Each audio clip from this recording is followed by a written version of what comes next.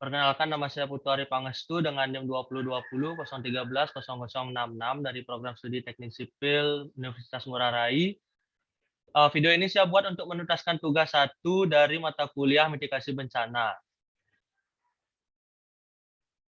Untuk soal pertama, jelaskanlah apa yang dimaksud dengan bencana dari berbagai sumber yang saudara ketahui.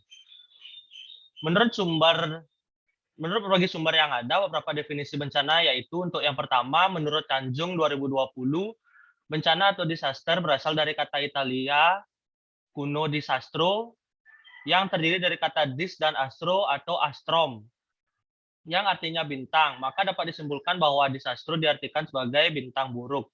Untuk yang kedua, menurut Kamus Besar Bahasa Indonesia atau KBBI, bencana adalah sesuatu yang menyebabkan atau menimbulkan kesusahan, kerugian, atau penderitaan. Yang ketiga, menurut Kamus Oxford, bencana atau disaster adalah kejadian mendadak seperti kecelakaan dan bencana alam yang menyebabkan kerusakan besar atau kematian. Untuk yang keempat, menurut Kamus Cambridge, bencana atau disaster adalah suatu peristiwa yang menyebabkan banyak kerusakan seperti kebakaran, badai, atau kecelakaan yang sangat buruk. Yang kelima, menurut Kamus Merriam-Webster, bencana atau disaster adalah peristiwa yang membawa kerusakan, kerugian, atau kehancuran besar. Untuk yang terakhir, menurut Undang-Undang Nomor 24 Tahun 2007, bisa didefinisikan bencana adalah peristiwa atau rangkaian peristiwa yang mengancam atau mengganggu kehidupan dan penghidupan masyarakat yang disebabkan baik oleh faktor alam, non-alam, maupun manusia. Sehingga bencana mengakibatkan timbulnya korban jiwa manusia, kerusakan lingkungan, kerugian harta benda, dan dampak psikologis. Soal nomor 2, sebutkan dan jelaskanlah jenis-jenis bencana yang ada serta dampak dari bencana. Menurut Undang-Undang Nomor 24 Tahun 2007, jenis bencana yang ada dapat dibedakan sebagai berikut. Yang pertama ada bencana alam. Bencana alam adalah bencana yang diakibatkan oleh peristiwa atau serangkaian peristiwa yang disebabkan oleh alam, antara lain berupa gempa bumi, tsunami, gunung meletus, banjir, angin topan, dan tanah longsor. Untuk yang kedua ada bencana non-alam. Untuk bencana non-alam definisinya yaitu bencana yang diakibatkan oleh peristiwa atau rangkaian peristiwa non-alam yang antara lain berupa gagal teknologi, gagal modernisasi, epidemi, dan wabah penyakit seperti virus corona. Untuk yang ketiga ada bencana sosial. Bencana sosial adalah bencana yang diakibatkan oleh peristiwa atau rangkaian peristiwa yang terjadi dikarenakan oleh manusia yang meliputi konflik antar kelompok atau antar komunikasi masyarakat dan teror. Selain jenis bencana di atas, berdasarkan pada kejadian-kejadian yang terjadi saat ini, ada beberapa tambahan jenis bencana, yaitu yang pertama bencana asap, seperti halnya kebakaran hutan yang sering terjadi di Indonesia yang berdampak pada kesehatan manusia. Bencana bom atau senjata-senjata yang menghancurkan termasuk hal yang dapat menghancurkan tata kelola dunia. Untuk yang ketiga, bencana akibat kegagalan teknologi. Yang pertama ada akibat salah kebijakan. Contohnya sumur resapan di daerah longsor, izin perumahan di daerah resapan yang menyebabkan banjir. Yang kedua ada akibat kelalaian, salah perencanaan, salah pelaksanaan, dan akibat pelanggaran hukum. Contohnya dilarang membuang sampah di sembarang tempat, namun tetap dilakukan yang akhirnya menjadi penyebab banjir. Dari penjelasan bencana tadi, berikut dampak dari bencana yang terjadi. Yang pertama, kehidupan sosial masyarakat. Dampak dari segi kehidupan sosial masyarakat, contohnya masyarakat yang kehilangan tempat tinggal sehingga harus mengungsi. Untuk yang kedua, dampak dari segi kehidupan ekonomi masyarakat, contohnya masyarakat yang kehilangan mata pencarian serta harta benda dan akhirnya masyarakat harus bergantung pada bantuan-bantuan sosial. Untuk yang ketiga, dampak dari segi politik dan keamanan, contohnya banyak pihak yang memanfaatkan keadaan untuk menghasut masyarakat yang terkena bencana sehingga mengakibatkan adanya konflik antar kelompok masyarakat. Sedangkan menurut Benson dan Clay, dampak dari bencana adalah sebagai berikut. Yang pertama, dampak langsung dari alam. Dampak langsung meliputi kerugian finansial dan kerusakan-kerusakan aset ekonomi. Untuk yang kedua, Dampak tidak langsung. Dampak tidak langsung meliputi terhentinya proses produksi dan hilangnya sumber penerimaan. Untuk yang ketiga, dampak sekunder atau dampak lanjutan. Contohnya dampak sekunder atau dampak lanjutan ini adalah terhambatnya pertumbuhan ekonomi, terganggunya rencana-rencana pembangunan yang telah disusun, dan meningkatnya utang publik, serta meningkatnya angka kemiskinan. Soal nomor 3, sebutkan dan jelaskan ruang lingkup pelaksanaan kegiatan pemulihan awal pasca bencana. Ruang lingkup pelaksanaan kegiatan pemulihan awal pasca bencana meliputi yang pertama, sektor perumahan, antara lain melalui pembuatan panduan dan prinsip mekanisme subsidi rumah, fasilitas perorganisasian, pembersihan rumah, dan lingkungan berbasis masyarakat. Ada juga fasilitas pengelolaan hunian sementara. Untuk yang kedua, sektor infrastruktur, antara lain meliputi yang pertama, fasilitas rembuk desa untuk pembangunan kembali jalan dan jembatan desa. Yang kedua, fasilitas pengelolaan air bersih dan jamban. Untuk yang ketiga, ada sektor sosial antara lain meliputi penyediaan layanan trauma healing, penyediaan layanan kesehatan umum, penyediaan hygiene kits, penyediaan makanan tambahan untuk balita, bantuan biaya dan peralatan sekolah untuk siswa SD, SMP, dan SMA yang terdampak, pemulihan kegiatan keagamaan dan revitalisasi organisasi keagamaan, revitalisasi sistem keamanan desa, yang terakhir revitalisasi seni budaya yang berguna untuk mendorong pemulihan. Untuk sektor yang keempat, ada sektor ekonomi produktif, antara lain melalui revitalisasi kelompok tani, kebun, dan ternak, program diversifikasi atau alternatif usaha pertanian, dan yang terakhir penyedia bibit tanam cepat panen, serta bantuan modal usaha untuk pedagang dengan industri kecil menengah. Jelaskan apa yang saudara ketahui tentang rehabilitasi pasca bencana dan rekonstruksi pasca bencana. Untuk rehabilitasi pasca bencana adalah perbaikan dan pemulihan semua aspek pelayanan publik atau masyarakat sampai tingkat memadai pada wilayah pasca bencana dengan sarana utama untuk normalisasi atau berjalannya semua aspek pemerintahan secara wajar dan kehidupan masyarakat pada wilayah pasca bencana.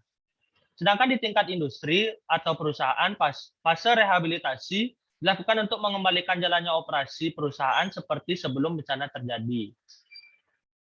Dan untuk rekonstruksi pasca bencana adalah pembangunan kembali sarana dan prasarana serta kelembagaan pada wilayah pasca bencana, baik pada tingkat pemerintahan maupun masyarakat.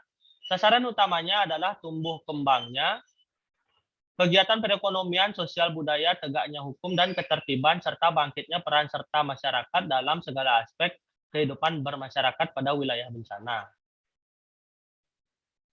Soal kelima, sebutkanlah 10 bencana besar yang pernah terjadi di Indonesia dan 5 bencana besar di dunia dalam kurun waktu 50 tahun terakhir. Serta sebutkan sumber datanya. Untuk 10 bencana besar yang pernah terjadi pada Indonesia dalam kurun waktu 50 tahun terakhir adalah yang pertama, tanggal 12 Desember 1992, adanya gempa berkekuatan 7,3 skala Richter di Pulau Flores, NTT, yang memicu terjadinya tsunami setinggi 36 meter yang ditafsir memakan korban sebanyak 2.100 orang. Yang kedua, 26 Desember 2004, terjadi tsunami Aceh yang dipicu oleh gempa berkekuatan 9,3 skala Richter yang menewaskan lebih dari 220 jiwa. Yang ketiga, ada pada tanggal 27 Mei 2006, di Yogyakarta dilanda gempa tektonik berkekuatan 6,2 skala Richter yang menelan korban jiwa sampai 6.234 orang. Untuk ketiga contoh tersebut saya dapat dari jurnalbumi.com. Lanjut ke contoh keempat. 26 Oktober 2010 terjadi letusan gunung berapi yang menghasilkan awan panas dan menelan korban sebanyak 353 jiwa. Ini saya dapat dari nasional.tempo.co.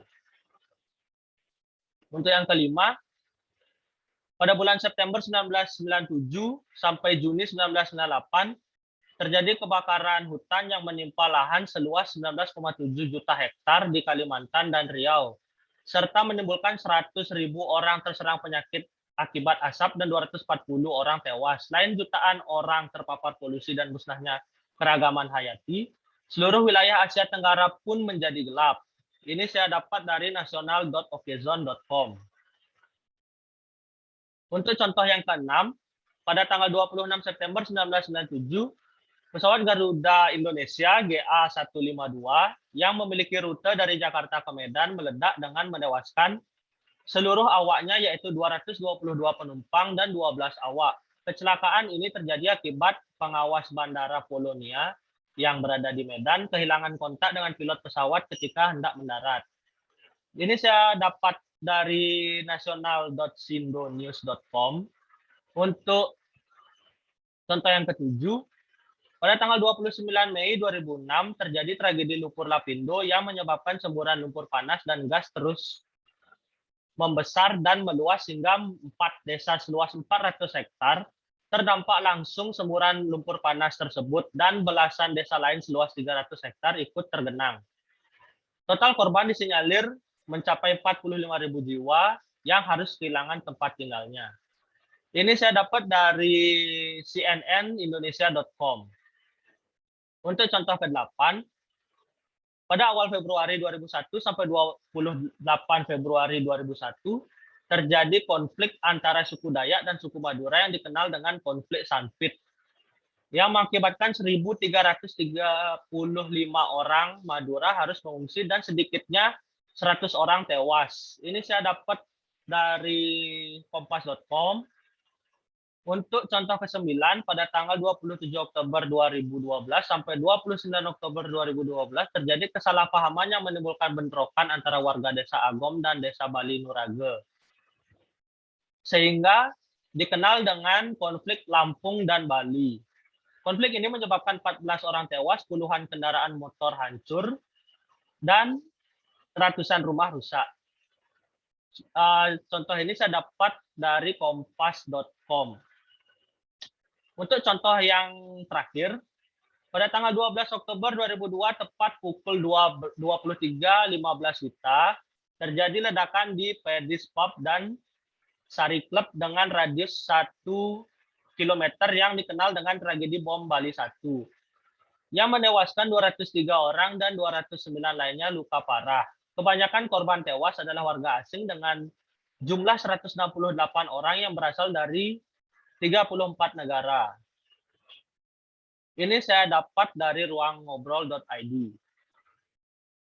Untuk 5 bencana besar di dunia yang terjadi dalam kurun waktu 50 tahun terakhir, itu yang pertama pada tanggal 11 September 2001, pembajakan pesawat penumpang United Airlines dan American Airlines yang ditabrak ke menara kembar World Trade Center atau WTC di New York, AS. Akibatnya gedung itu runtuh sehingga menewaskan 2.996 jiwa dan 6.000 orang terluka serta menimbulkan kerugian sebesar 10 miliar US dollar. Contoh ini saya dapat dari international.sindonews.com. Untuk yang kedua, tahun 2003 terjadi musim panas yang menghasilkan gelombang panas di Eropa yang paling mematikan dengan suhu 45 derajat Celcius, dan gelombang panas tersebut menewaskan lebih dari 70.000 jiwa di Eropa termasuk Prancis, Portugal, Jerman, Belanda, Spanyol, dan Italia. Ini saya dapat dari travel.tribunnews.com. Untuk yang ketiga, tahun 2004 terjadi gempa bumi hebat berskala 9,1 sampai 9,3 skala Richter, sekaligus tsunami yang menelan korban sebanyak 280.000 orang dan menghancurkan tanah di 14 negara. Yang paling parah adalah Indonesia, India, dan Sri Lanka. Contoh ini saya dapat dari brilio.net. Untuk yang keempat, pada bulan Agustus 2005, Amerika Serikat menghadapi badai mematikan yang dinamakan badai Katrina, yang diikuti oleh banjir, dan badai ini menimpa negara bagian Florida, dan beberapa kota dengan korban sekitar 1.833 orang tewas dan kerugiannya mencapai 100 miliar US dollar. Contoh ini saya dapat dari travel.tribunnews.com. Dan untuk contoh yang kelima atau terakhir, terjadi pada tanggal 31 Desember 2019. Pada tanggal ini, wabah COVID-19 pertama kali terdeteksi di ibu kota provinsi Hubei, yaitu Wuhan, di negara Tiongkok, dan berlanjut hingga sekarang yang ditetapkan sebagai pandemi oleh WHO. Pada tanggal 11 Maret 2020 hingga 14 November 2020, tercatat lebih dari 53 juta kasus telah dilaporkan oleh 219 negara dan wilayah seluruh dunia yang mengakibatkan lebih dari 1,3 juta orang meninggal. Contoh ini saya dapat dari id.wikipedia.org. Sekian dari tugas saya, terima kasih.